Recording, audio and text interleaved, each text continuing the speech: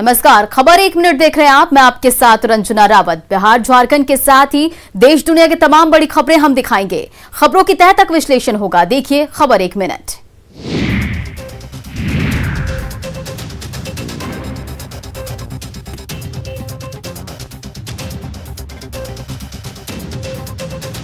रोजी रोटी का संकट खड़ा हो गया है। गोपालगंज में इसी समस्या को लेकर अम्बेडकर चौक पर किन्नरों ने उत्पात मचाया। कई गाड़ियों में तोड़फोड़ की। जंगलिया मोड़ के पास किन्नरों ने जिला प्रशासन की गाड़ी को निशाना बनाया। दरअसल लॉकडाउन की वजह से नाच गाना पर रोक लगने से किन्नर नाराज है। ये लोग इतने गुस्से में थे कि अधिकारियों को बचाने में सैप के जवान भी घायल हो गए।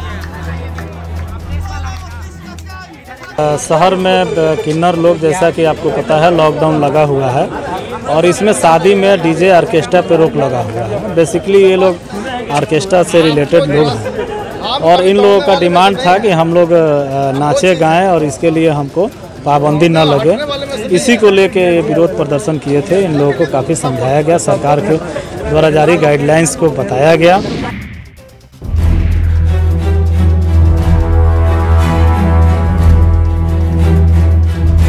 बक्सर में लोगों और जिला प्रशासन की बड़ी लापरवाही सामने आई है।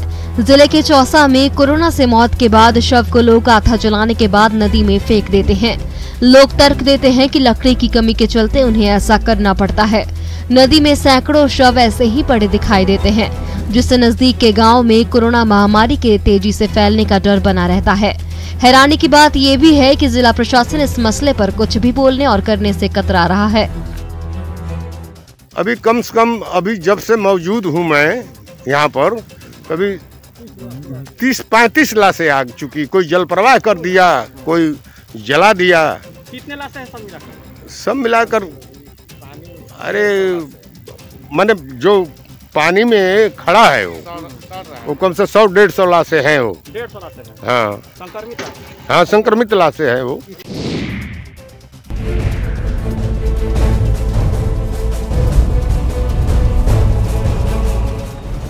सरकार ने एम्बुलेंस के किराए के लिए निर्धारित राशि तय कर दी है, लेकिन अब भी एम्बुलेंस से रेट चार्ट गायब है। हालत ये है कि जमुई में मरीज के परिजन से प्राइवेट एम्बुलेंस वाले मनमाना किराया वसूल रहे हैं। एम्बुलेंस चालक को खुद पता नहीं कि सरकार ने क्या दरें निर्धारित कर रखी हैं। वहीं लाचार लोगों का कहना है कि मजबूरी में उन्हें मुंहमांगी राशि देनी पड़ती है। दर कितना लिया जाता होगा? ऐसे में यहाँ पर एक एम्बुलेंस के चालक है। अच्छा बताइए, कितना भाड़ा आप लोग लेते हैं, कैसे आप? हमको मालूम नहीं। हाँ। हम सिर्फ चलाते हैं और मालूम नहीं। आप चलाते हैं, आपको मालूम नहीं है? नहीं। कितना पटना का भाड़ा कितना जाता है? हमको ये मालूम नहीं। हम सिर्फ चलाते हैं, 4 दिन से चला रहे हैं। हमको दरें नहीं मालूम। कहीं रेट नहीं चिपका हुआ? नहीं, रेट मालिक से पूछिए ना। हमको हाँ, हमको क्या बोलना है।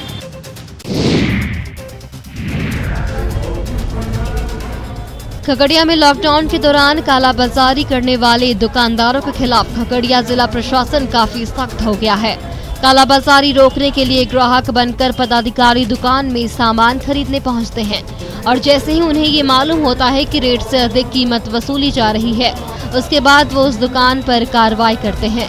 प्रशासन की सख्ती से कालाबाजारी करने वाले दुकानदारों में हड़कंप मचा हुआ है।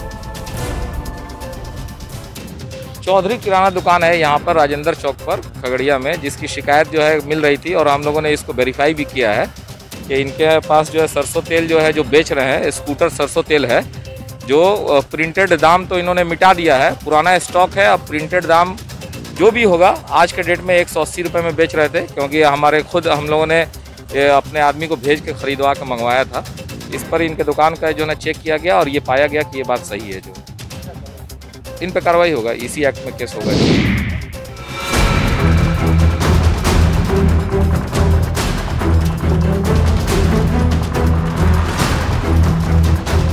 पटना में आर्थिक अपराध इकाई की टीम ने दिल्ली पुलिस के साथ मिलकर 2 लोगों को गिरफ्तार किया है। गिरफ्तार लोगों पर ऑक्सीजन सिलेंडर और दवाइयों के नाम पर धोखाधड़ी का आरोप है। गिरफ्तार लोगों के पास से एटीएम कार्ड और कई दस्तावेज बरामद हुए हैं। पुलिस मास्टरमाइंड की तलाश में जुट गई है। इन्हीं आरोप में जो है वहाँ पे दिल्ली में क्राइम ब्रांच में केस दर्ज किए गए थे और उन्होंने अपने तकनीकी अनुसंधान में पाया कि जो लोग ये फ़ोन कर रहे हैं उनकी लोकेशंस बिहार में है, वेस्ट बंगाल में है और भी कई जगहों पे जो है उनके जो है मिली। तो पुलिस आयुक्त दिल्ली ने हमारे पुलिस महानिदेशक बिहार से संपर्क किया और उनसे जो है इसमें अनुरोध किया, इसमें कोऑपरेशन का। उनकी टीम यहाँ पर आई, यहाँ पर आर्थिक अपराध इकाई के माध्यम से उनको सहयोग दिया गया और कल ये 2 व्यक्तियों की गिरफ्तारी हुई है।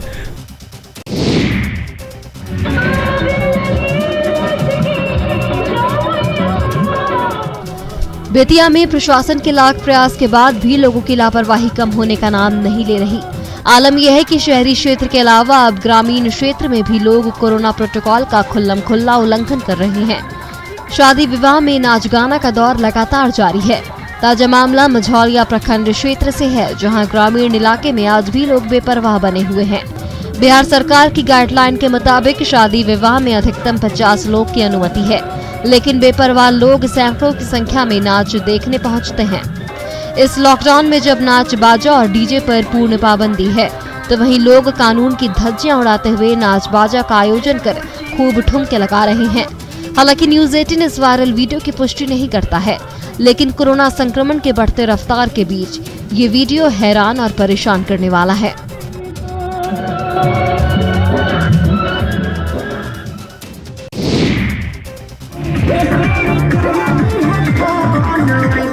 वैशाली के सदर अनुमंडल के विधानसभा क्षेत्र राघोपुर दियारा में बारात के दौरान लॉकडाउन नियमों की धज्जियां उड़ाते अजब गजब तस्वीर सामने आई है।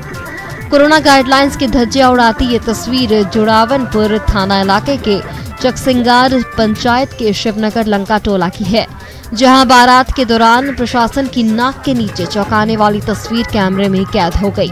आप देख सकते हैं कि किस तरीके से कोरोना महामारी से बेखौफ होकर लोग शादी के उत्साह में प्रतिबंधित डीजे के धुन पर मस्ती में डूबे हुए हैं और बैंड पार्टी के डांसर्स के साथ सोशल डिस्टेंसिंग की धज्जियां उड़ाते हुए नाच गाना गा रहे हैं। यही नहीं, बाराती के दौरान हर्ष फायरिंग की मनाही है, लेकिन इस बारात पार्टी में जमकर हथियार का भी प्रदर्शन किया गया। इस तस्वीर में कई लोगों के हाथों में हथियार नजर आ रहा है। पुलिस की ओर से कहा गया है कि मामले की सत्यता की जांच की जा रही है।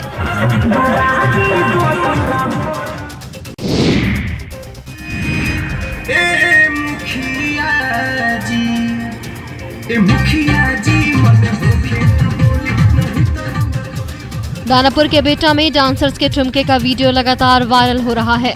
बेटा थाना क्षेत्र के पाली हॉट गांव में शनिवार की रात जमकर लॉकडाउन का उल्लंघन किया गया। न तो पुलिस थी, न ही प्रशासन था और न ही पुलिस प्रशासन से किसी तरह का कोई परमिशन लिया गया था।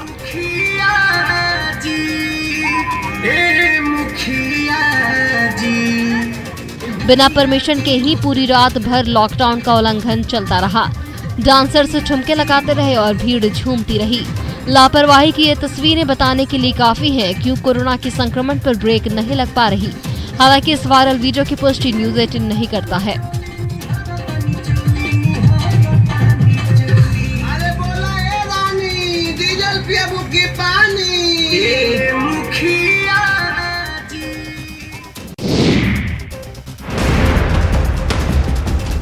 साहिबगंज में एसआई रूपा की हुई संदेहास्पद मौत को भले पुलिस आत्महत्या की घटना मान रही हो, लेकिन अब भी कई ऐसे सवाल हैं जिनका जवाब मिलना बाकी है। सच जानने की आस लिए परिजन सीबीआई जांच की गुहार लगा रहे हैं। ऐसे में साहिबगंज से रांची पहुंचे डीएसपी ने जब रूपा के परिजनों से मुलाकात की तो परिजनों ने कई सवाल उनके सामने रखे, जिसे सुन वो बंगले झांकते नजर आए। वहीं परिजनों ने उनके सामने इस मौत की घटना की सीबीआई जांच की मांग पुरजोर ढंग से रखी। हालांकि डीएसपी ने मीडिया से पूरे मामले पर कुछ भी बात करने से इनकार कर दिया है। इधर परिजनों ने रूपा की मौत के बाद टॉर्च की रोशनी में वीडियो बनाने पर गंभीर सवाल उठाए। मुझे जो भी कहना है मैं अपने सीनियर ऑफिसर को रिपोर्ट करूँ। क्या करने आए हैं बताएंगे अपने सीनियर ऑफिसर। आपको मैं नहीं बता सकता, मैं नहीं बताऊंगा ना सर, मैं सीनियर ऑफिसर।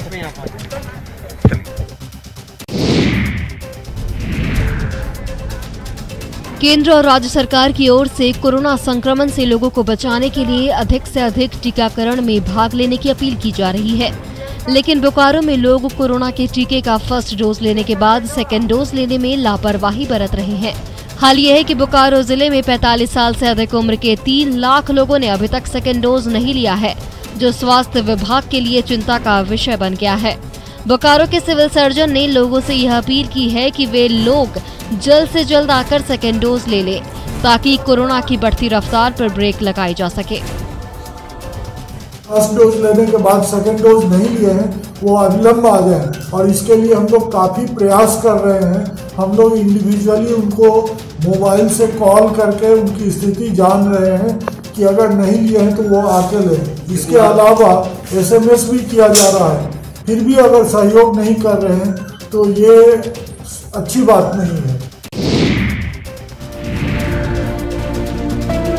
देवघर पुराना सदर अस्पताल को कोविड-19 हॉस्पिटल के रूप में विकसित करने को लेकर सिविल सर्जन ने निरीक्षण किया। उन्होंने अस्पताल में चल रहे मरम्मत कार्य में तेजी लाने का निर्देश दिया है। इसको जल्द ही हैंडओवर कर चालू करने का निर्देश दिया गया है। इस अस्पताल में पहले 30 ऑक्सीजन बेड की सेवा शुरू होगी और उसके बाद 70 और बेड की सुविधा मिलेगी। यहाँ पर जल्द ही ऑक्सीजन प्लांट लगाने की भी योजना है।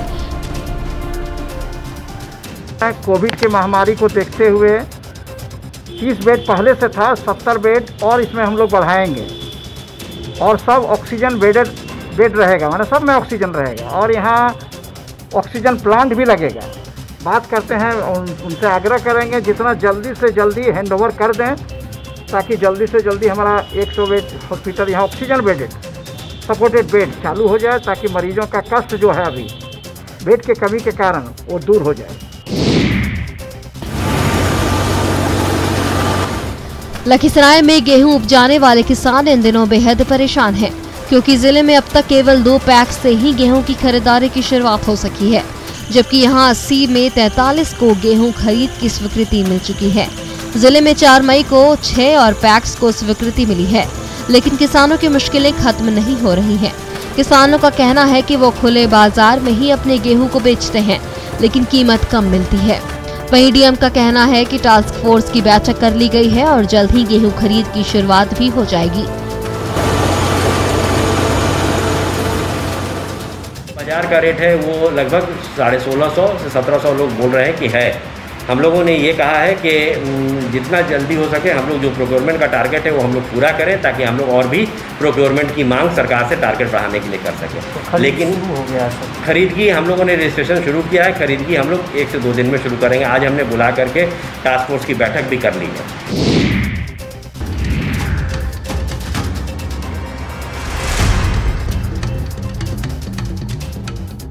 पूरा देश कोरोना की मार से कराह रहा है। मरीजों की तादाद इतनी ज्यादा हो गई है कि अस्पतालों में बेड नहीं मिल रहे, तो ऑक्सीजन के बगैर जान चली जा रही है। महामारी के इस मार के बीच एक गांव ऐसा भी है जो पूरी दुनिया को जीने की नई राह दिखा रहा है। ये है सुपौल जिला मुख्यालय से 13 किलोमीटर दूर कटैया गाँव, जहाँ न तो कोरोना की पहली लहर का कोई असर पड़ा और न ही दूसरी लहर का।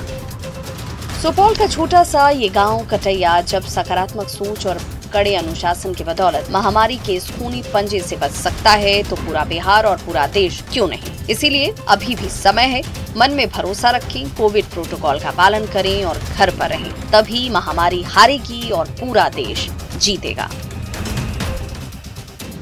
और सभी महिला को भी बोलते हैं अपना सतर्क में रहिए और दूरी का सब पालन करते हैं, सभी मास्क लगाते हैं।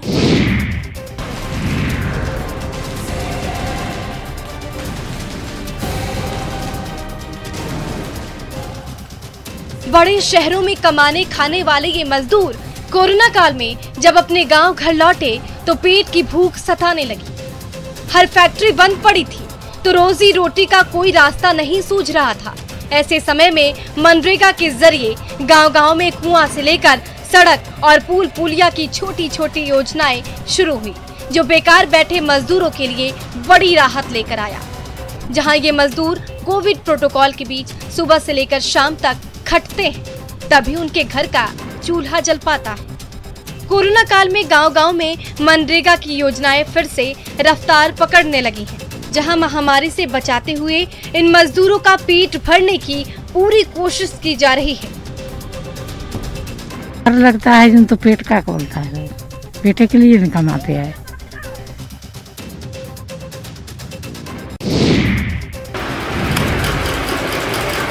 घर में सिलाई मशीन से कोरोना के खिलाफ सबसे बड़ा हथियार यानी मास्क बना रही ये है तनुजा रशीद, जो बेटे के साथ मिलकर सामाजिक जिम्मेदारी निभा रही हैं। घर में ही कपड़े का मास्क बनाकर जरूरतमंद लोगों के बीच मुफ्त में बांट रही हैं। तनुजा खासकर अल्पसंख्यक समाज के लोगों को गाइडलाइन पालन करने के लिए भी जागरूक कर रही हैं। इस काम में तनुजा का साथ उनका बेटा फरहान रशीद भी देता है। पिछले साल भी कोरोना काल के दौरान तनुजा ने लोगों की काफी मदद की थी और कोरोना की दूसरी लहर में जितना बन पड़ा है वो उतना कर रही हैं। जी, ये महामारी का दौर है और इंसानियत के नाते मुझे ये मेरा फर्ज बनता है कि मैं भी कुछ समाज के लिए कर सकूं। एक छोटी सी कोशिश है हमारी कि मास्क बनाकर निःशुल्क वितरण करती हूं ग्रामीणों के बीच, और इसमें मेरा सहयोग मेरा बेटा दे रहा है। मेरे हस्बैंड नहीं है, इसके बावजूद मैंने ये कदम उठाया।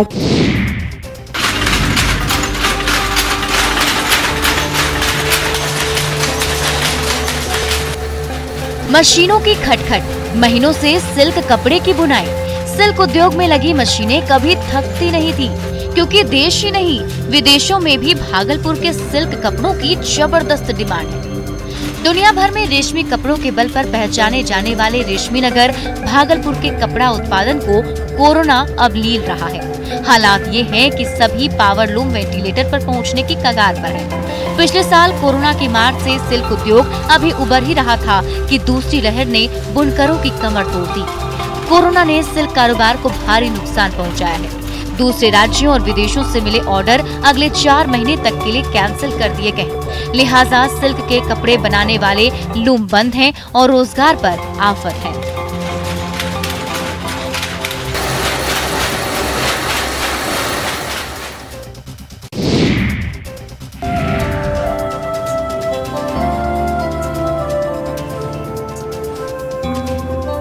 सिलाई मशीन पर माहिर कारीगरों के हाथ घूमते जा रहे हैं और एक से बढ़कर एक मास्क का ढेर लगता जा रहा है। किसी मशीन पर कोरोना से बचाने वाले फेस मास्क की सिलाई हो रही है तो कहीं उसकी पैकिंग की जा रही है। कोरोना काल में सूर्यगढ़ा के इस सिलाई सेंटर की मशीनों से दिन रात खटखट की आवाज आ रही है और हर कोने पर किस्म किस्म के मास्क आकार लेते जा रहे हैं। कोरोना काल में जब हर कोई रोजी रोजगार के लिए संकट से जूझ रहा है तो लखीसराय का ये मास्क सिलाई सेंटर वैसे बेरोजगारों के लिए वरदान साबित हो रहा है। राकेश कुमार, न्यूज़ 18, लखीसराय। रामपुर गांव में मास्क बहुत अच्छे तरीके से बनाया जा रहा है, क्वालिटी बहुत अच्छा है और बहुत सस्ते दरों पर यहाँ मिल रहा है मास्क। तो मैं यहाँ जो मास्क बनाते हैं उनसे संपर्क करके। फिलहाल खबर 1 मिनट में इतना ही। बने रही न्यूज़ 18 बिहार झारखंड के साथ।